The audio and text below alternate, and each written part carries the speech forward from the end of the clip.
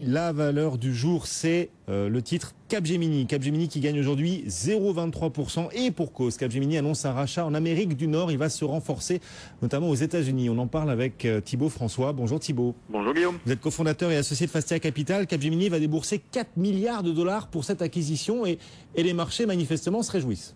Bah écoutez, oui, c'est plutôt une belle acquisition. 4 milliards de dollars, effectivement, ça peut paraître cher. Mais en même temps, c'est une société qui a une énorme croissance depuis quelques années.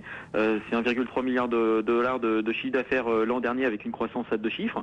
Et surtout, ce qui est intéressant, c'est que Capgemini met la main sur une entreprise qui fait 19% de marge opérationnelle, ce qui est plutôt assez impressionnant. Pas mal. Le gros du chiffre d'affaires est aux États-Unis. Le gros des salariés est plutôt en Inde, qui explique, on va dire, les marges qui sont plutôt impressionnantes. Donc on attend autour d'un impact productif de 12% sur 2016 et un petit peu plus de 16% sur 2017. Donc bien sûr, pour Capgemini, c'est une très belle opération et c'est naturellement salué par les marchés financiers ce matin. Et d'un seul coup, par ce coup de baguette magique, Capgemini va voir 30% de son activité réalisée désormais en Amérique du Nord, d'un seul coup. Exactement. L'acquisition d'Eagate, c'est 79% du chiffre d'affaires aux États-Unis. Et effectivement, le marché américain passe en tête des marchés pour Capgemini.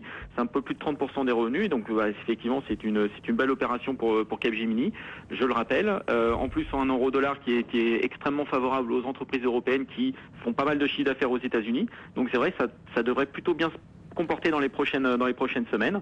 En plus, il n'y a pas forcément besoin il n'y a pas de risque, on va dire, opérationnel et en tout cas financier pour Capgemini. L'opération se fait par un financement par cash, par augmentation de capital qui va rester légère et par émission d'obligations.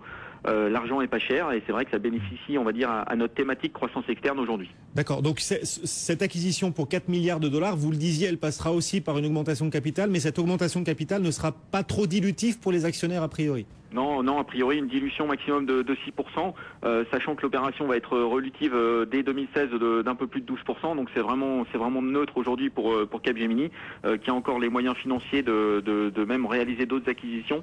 Donc c'est vrai que l'impact de la croissance externe est plutôt positif que négatif d'un point de vue financier. Acquisition saluée donc par le marché. Au-delà de cette acquisition, Capgemini a présenté ce matin ses résultats. Est-ce que sur ce front-là aussi, il y a de quoi se réjouir, Thibaut ?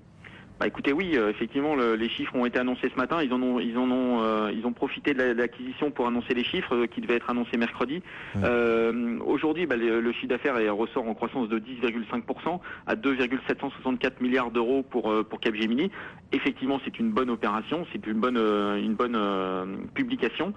Grosse performance notamment aux États-Unis et en Asie.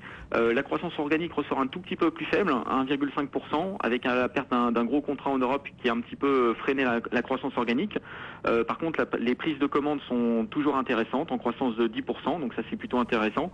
On va dire le fait notable de cette publication, c'est la révision en hausse de l'objectif de croissance annuelle qui passe à 5% à au moins 5% contre 3 à 5% auparavant. Ça change tout. Plutôt, oui. Ça change tout, disons que ça met 2-3% de croissance en plus et surtout ça solidifie le modèle Capgemini qui est vraiment un modèle de croissance, donc ça c'est plutôt intéressant. Et la marge opérationnelle qui va être comprise entre 9,5 et 9,8%. L'objectif donc de marge opérationnelle est confirmé.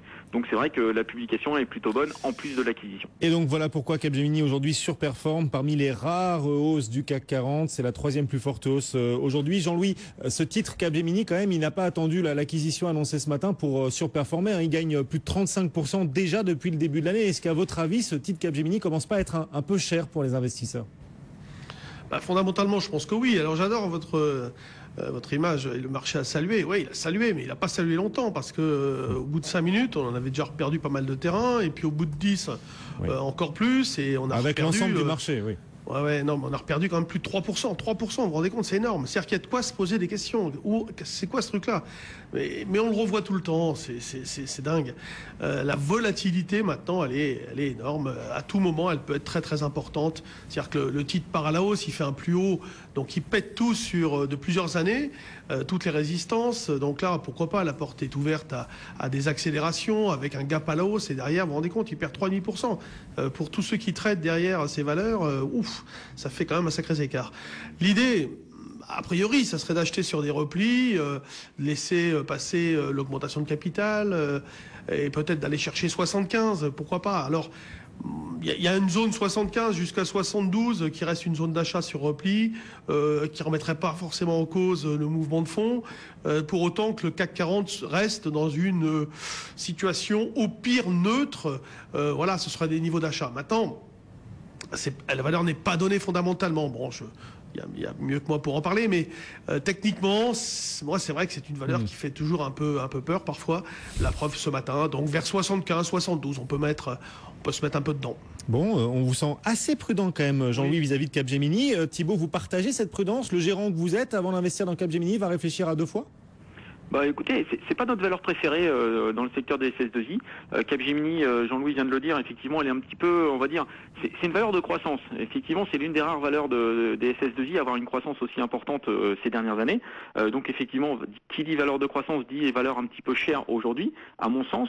Donc il y a peut-être d'autres sociétés à aller chercher dans le secteur des SS2I aujourd'hui. Pensez à qui? Plutôt prudence. Oui, vous pensez à qui? Sopra, qu'on a intégré dans la sélection Intégral Placement. Vous faites partie de nos gérants de la sélection. Sopra, vous privilégiez cette valeur à Capgemini, par exemple? Oui, tout à fait. Je pense que Sopra est effectivement sur des prix qui sont beaucoup plus raisonnables, et surtout, effectivement, la croissance externe, une belle croissance externe a été réalisée en 2014 avec l'achat de Steria.